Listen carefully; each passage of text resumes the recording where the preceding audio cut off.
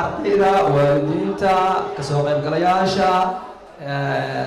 saaxiibkay xasan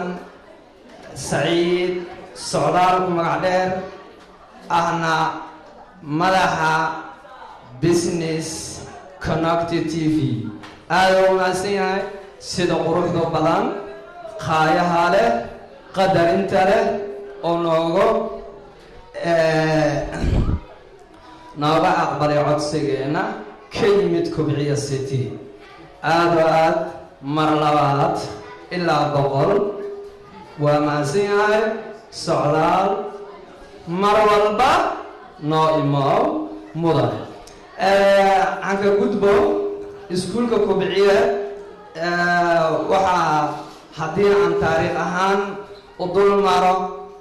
barayfadkiisa waxaa la aasaasay 2015 bishii 8 ilaa hadda wuxuu u istaagsan yahay u sarakaca in uu soo saaro arday Soomaaliyeed dalkan wax u qaban kara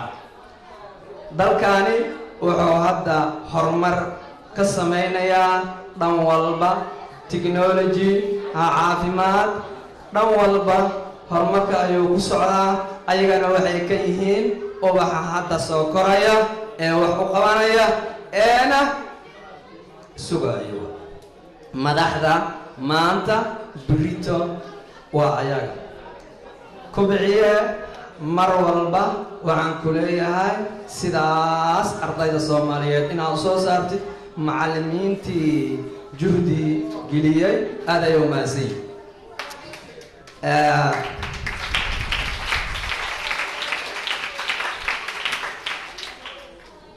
intaas haddii aan ugu baxo wixii faallaa iskuulku wuxuu leeyahay qaybtaas waa qaybtii barayfadka wuxuu leeyahay macad oo asagana la aasaasay 2018 ilaa haddana asigana juhdi iyo habeen waxa ugu jira inaa sidaan isi qurux badan u soo saaro arday kala duwan heerar kala duwan leh inuu soo saaro waqtiga wuu iska kooban yahay uuna haleelayaa timekuna wuu isgurayaa sidaas daraaddeed timeku dhan walbaba waa laga soo riixayaa khudbada qurux badan wacdis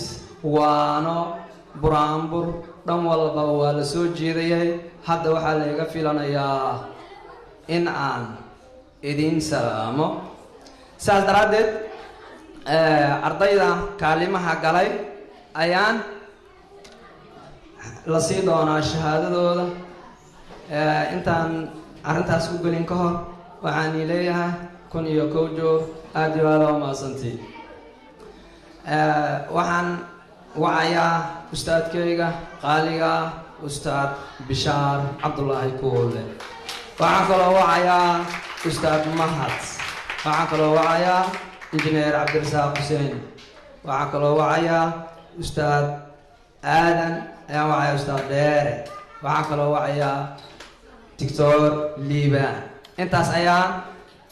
ustaad Bishaar ayaa nii daadihi doono waxayna sii doonaan shahaadadooda intaas iyo nabadgelyo